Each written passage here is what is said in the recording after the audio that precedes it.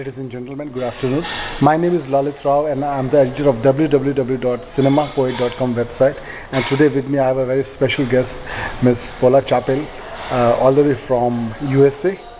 She is here to introduce the films of her late husband, Mr. Adolfo Mekas, to the audience here at the 16th International Film Festival of Kerala. Thank you, Pola, for giving me a chance to speak to you. Pola, in the morning when I was watching the short films by Adolfo, Adolphus, excuse me. The Lithuanian way. Yes, Adolphus. Yeah. Adolphus. I came across his interest in philosophy. Especially, he quoted Immanuel Kant and Arthur Schopenhauer. So, what kind of man was he?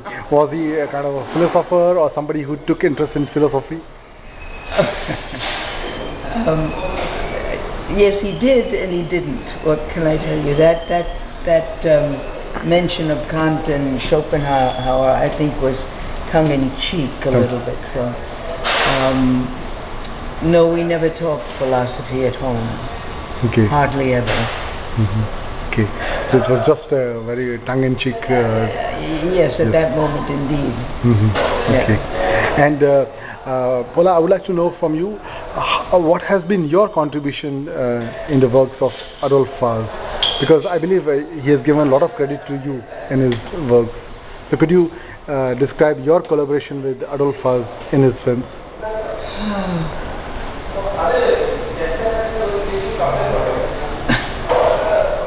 Technically, absolutely none. Okay. Except when I did the sound on Going Home. I think I just supported everything that he did. I mean, for me, he was a very special guy. And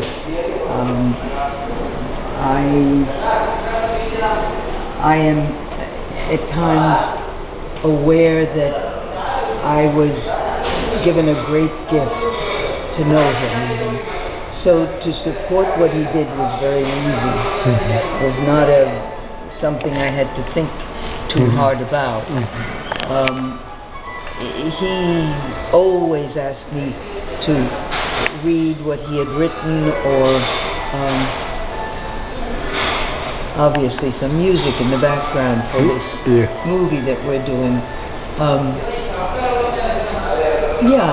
I think that I was, in a sense, a real collaborator, without, or an accompanist.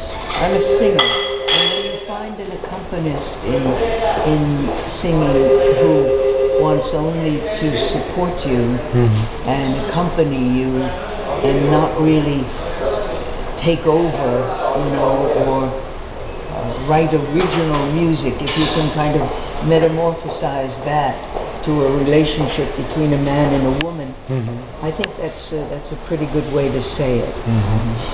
Okay. And Pola, this is second time you are coming to India, as you told me in the morning. First time it was in 2005 when you came with Adolphus at Mumbai for the film festival over there. Could you share your experiences of how you interacted with the Indian audiences during first visit of yours and Adolphus to Mumbai for the film festival in 2005? Well, how we were both terribly impressed with India in general. The audiences were very receptive and very knowledgeable, actually, about the American independent cinema, and they seemed to ask the right questions and so forth. But more than that, it was I always say, and I say it and in a way apologize for it to Indians, because I know they think it's kind of corny and perhaps not true, but there's a certain palpable spirituality about this country that is very hard to define unless you come yourself, even for a few days, or it's just here compared to the West that we had just come from. It was very impressive.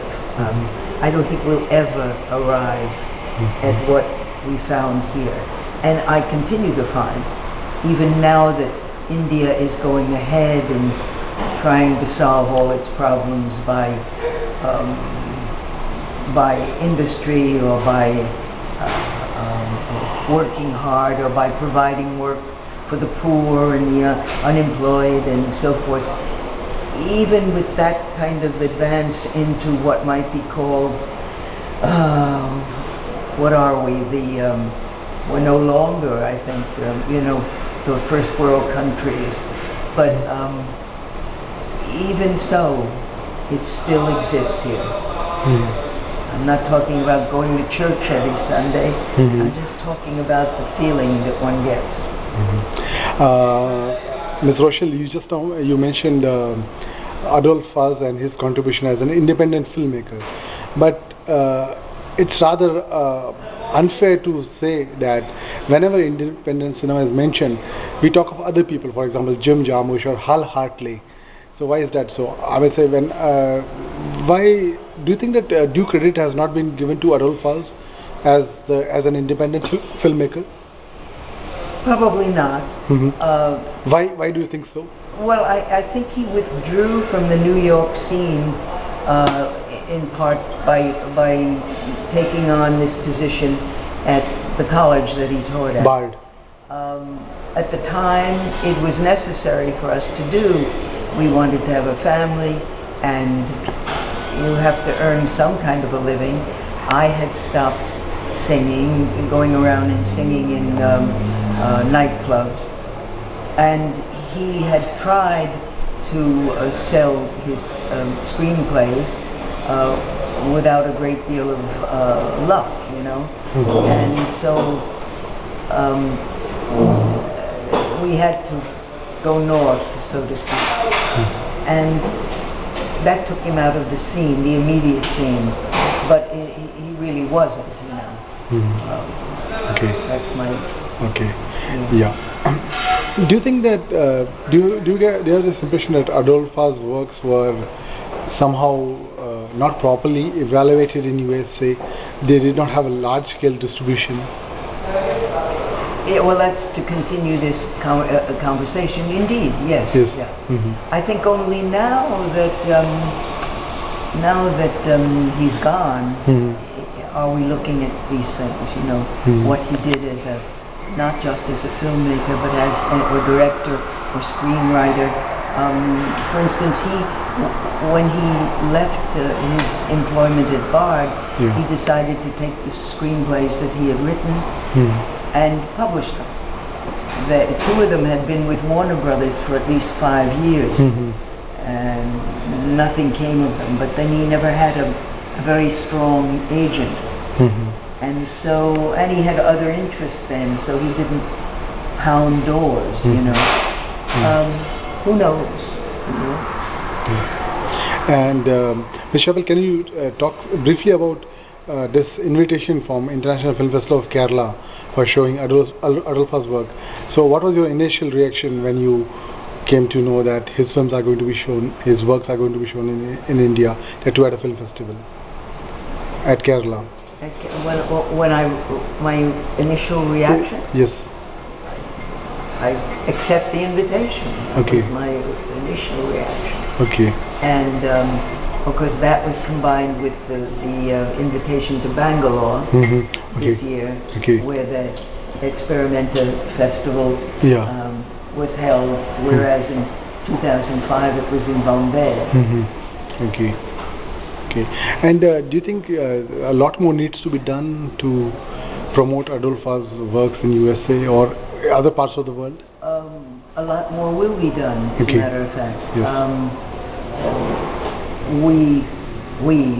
Me and his films, I suppose, and actually the films of some of his former students will go to Lithuania. They're having a retrospective. And right now there's a group of his former students in LA, in Hollywood, working on the screen project that he left behind, that he was about to do on the life and death of the heretic Giordano Bruno, who burned at the stake in 1600. So that's going ahead, and on various levels and in various places. Okay. Thank you very much for your time, and we wish you all the best with Adolfa's work. Thank you. Thank you.